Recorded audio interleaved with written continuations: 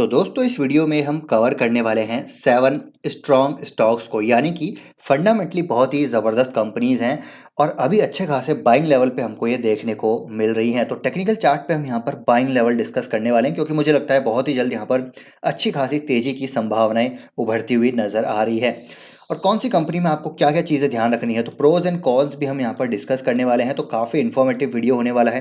कई सारे स्टॉक्स ऐसे हैं जिसके बारे में कई बार मेरे पास क्वेश्चन आ रहे थे, तो सारे यहाँ पर कवर होने वाले हैं। तो वीडियो को आप पूरा ज़रूर देखिएगा। चलिए बिना समय गवाए शुरू करते हैं वीडियो को। जो पहला स्टॉक है जिसके बारे में हम चर्चा करेंगे वो है यहाँ पर दोस्तों अतुल लिमिटेड। जी दोस्तों, अतुल लिमिटेड। अतुल के बारे में हमने पहले बात नहीं करी, लेकिन केमिकल क्षेत्र की बहुत ही अच्छी कंपनी है, फंडामेंटली मजबूत कंपनी है और केमिकल सेगमेंट में भी डाइज एंड पिगमेंट सेगमेंट की मार्केट लीडर कंपनी है। बिल्कुल डेट फ्री कंपनी। और आप देखिए कंसिस्टेंट कंपाउंडर ये कंपनी रही है पिछले कई सालों से, लेकिन अभी हमको अच्छे खासे करेक्शन पे देखने को मिल रही है। अगर मैं थोड़ा सा चार्ट को यहाँ पर बड़ा करता हूँ तो आपको एक यहाँ पर पैटर्न दिखेगा। आप देखिए पैटर्न यहाँ पर क्या है, तो पैटर्न है बहुत ही अच्छा। कौन सा पैटर्न है, तो ये है pattern cup with handle pattern. यहाँ तो ये है कप और ये है इसका हैंडल। तो कप एंड हैंडल का ब्रेकआउट यहाँ पर होने की पूरी पूरी संभावनाएं हैं। वॉल्यूम भी यहाँ पर देखिए दर्शा रहा है कुछ चीज़। वॉल्यूम, प्राइस वॉल्यूम एक्शन, सब चीज़ दोस्तों यहाँ पर समझा देता है कि क्या होने वाला है। देखिए ये है वॉल्यूम, अच्छा खासा वॉल्यूम आया, स्टॉक में अप ट्रेंड था। फिर वॉल्यूम बिल्कुल यहाँ पर खत्म हो गया, ड्राइड आउट हो गया, स्टॉक में करेक्शन आई और कंसोलिडेशन आप मान सकते हैं। अब यहाँ पर पूरी पूरी संभावना है कि फ्रेश वॉल्यूम आएगा और ये स्टॉक यहाँ से ब्रेकआउट देगा। और क्रूड के प्राइसेस भी आप देखिए टूटते हुए नजर आ रहे हैं। अब $89 पर बैरल के आसपास आ चुका है, कहाँ 130 था। तो क्रूड डेरिवेटिव्स को एज ए इनपुट ये कंपनी यूज़ करती है, एज ए रॉ मटेरियल इनका है, क्रूड डेरिवेटिव ऐसे यूज़ होता है, तो इसका फ़ायदा इनको मिलेगा। तो यहाँ से ये स्टॉक भी आपको देखिए धीरे धीरे ऊपर जाता हुआ देखने को मिल रहा है।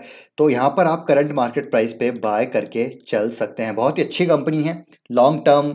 अगर हम देखें तो आगे का भी यहाँ पर अर्निंग विजिबिलिटी क्लियरली नज़र आती है। तो ये होगी पहली कंपनी जिसको आप करंट मार्केट प्राइस पे बाय कर सकते हैं।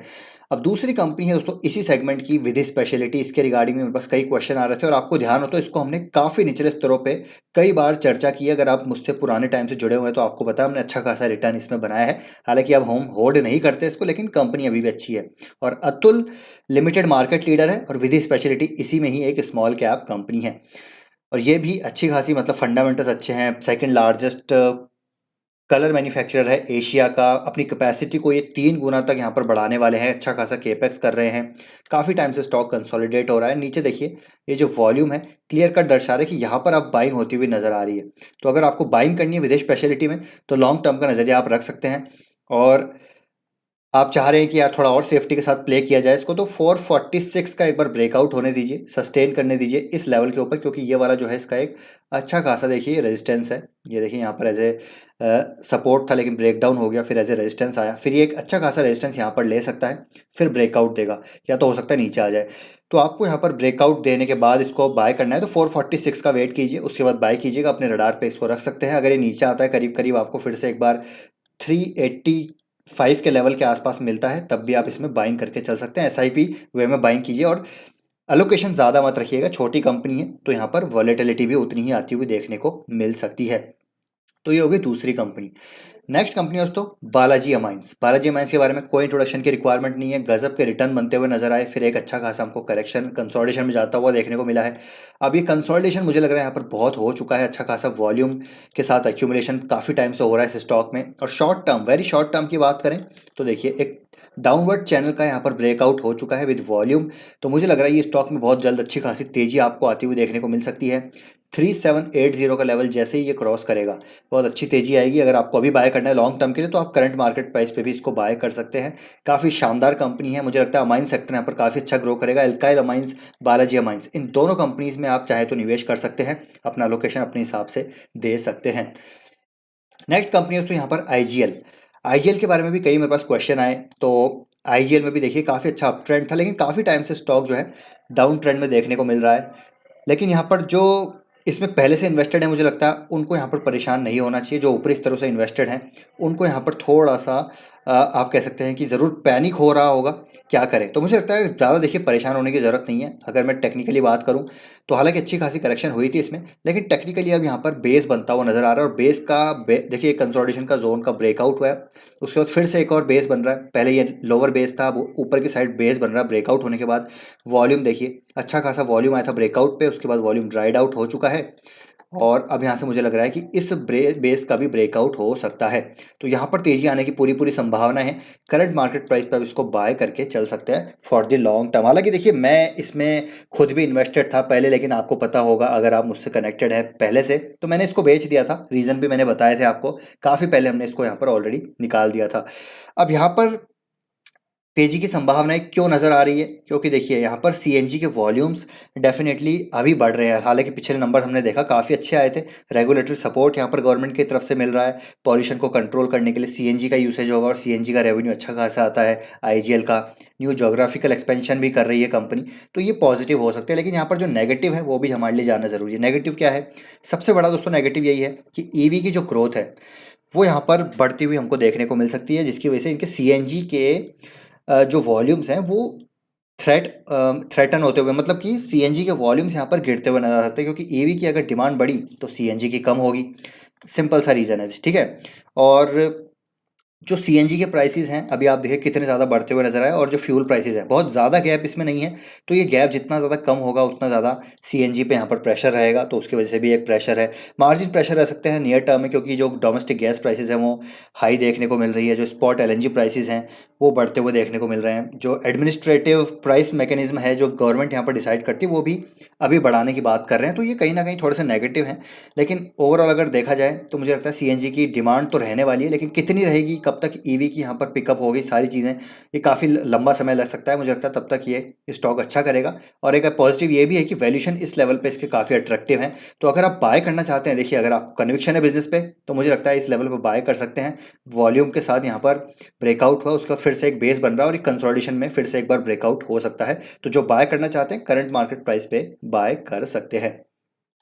नेक्स्ट कंपनी उससे यहाँ पर कंप्यूटर एज मैनेजमेंट सर्विसेज यानी कि कैम्स, 40% की गिरावट पे ये स्टॉक मिल रहा है। लेकिन अभी आप देखिएगा अच्छा खासा वॉल्यूम यहाँ पर जो है आता हुआ नजर आ रहा है, और 200 डे मूविंग एवरेज के ऊपर स्टॉक ट्रेड कर रहा है, और काफ़ी अच्छा खासा कंसोलिडेशन हो चुका है। एक बेस बनता हुआ नजर आ रहा है। अब इस बेस का यहाँ पर देखते हैं कि ये ब्रेकआउट कितना सस्टेन करता है। मुझे लगता है यहाँ पर सस्टेन करेगा, धीरे धीरे ये स्टॉक ऊपर जाएगा। तो आप इसको करंट मार्केट प्राइस पे भी बाय कर सकते हैं कैम्स को, कोई दिक्कत की बात यहाँ पर है नहीं। नेक्स्ट है दोस्तों यहाँ पर KPIT, गजब की कंपनी है।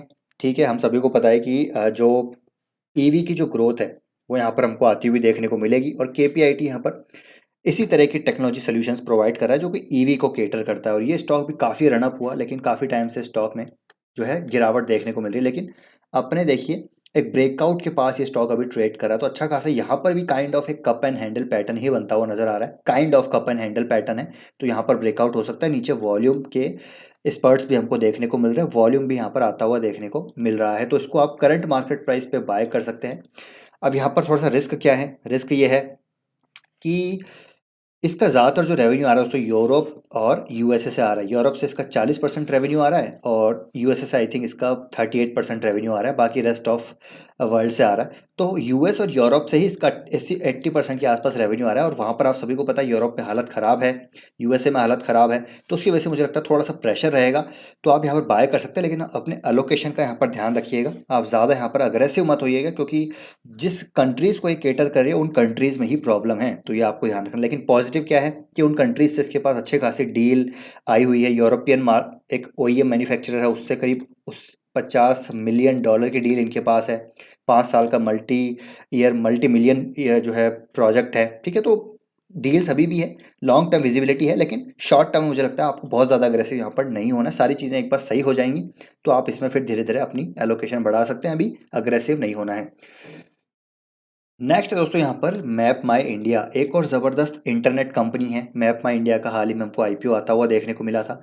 लगातार करेक्ट हो रहा है स्टॉक, काफ़ी हाई वैल्यूएशन पे था, लेकिन अभी मुझे लग रहा है कि धीरे धीरे ये स्टॉक एक बेस बनाता हुआ नज़र आ रहा है। आप देखिए नीचे बेस बन रहा है, ये जो है इसका एक बेस बना, फिर ऊपर की साइड लोअर लो जो है हायर लोज हमको यहाँ पर बनते हुए देखने को मिल रहे हैं। असेंडिंग ट्रायंगल में जो है वॉलेटिलिटी यहाँ पर स्क्वीज होती हुई नजर आ रही है। नीचे थोड़े बहुत वॉल्यूम के संकेत हैं, तो यहाँ से ब्रेकआउट की संभावनाएं हैं।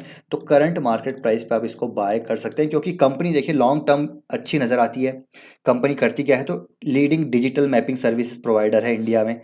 देखिए इसके बिजनेस को रेप्लिकेट कर पाना बहुत मुश्किल है, एंट्री बैरियर्स हैं। मैप एंड नेविगेशन बिजनेस जो है इंडिया में बहुत ज़्यादा, यहाँ पर आप कह सकते हैं कि रेगुलेटरी एडवांटेजेस भी हैं इस कंपनी के पास। Navigation, GPS tracking, IoT based जो फ्लीट मैनेजमेंट हैं, automotive, mobility, consumer tech and enterprises, तो कई सारे सेगमेंट को ये केटर कर रही है। और कंपनी की अगर मैं ग्रोथ की बात करूँ तो आप देखिए ग्रोथ देखिए, लगातार सेल्स ग्रोथ आपको देखने को मिलेगी, लगातार प्रॉफिट ग्रोथ आपको देखने को मिलेगी, लगातार मार्जिन एक्सपेंशन आपको देखने को मिलेंगे, जो कि पॉजिटिव है।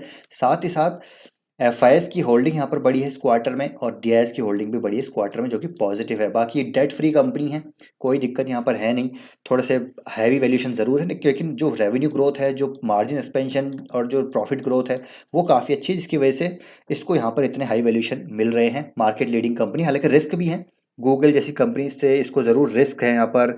लेकिन मुझे लगता है कि जिस प्रकार के प्लेटफॉर्म पे ये कंपनी काम कर रही है और जिस प्रकार के रेगुलेटरी एडवांटेजेस हैं, जो जियो स्पेशल पॉलिसीज़ हैं, उसको यहाँ पर इसका फ़ायदा सी इन्फो सिस्टम को मिलेगा। तो आप इसको भी बाय करके चल सकते हैं करंट मार्केट प्राइस पे।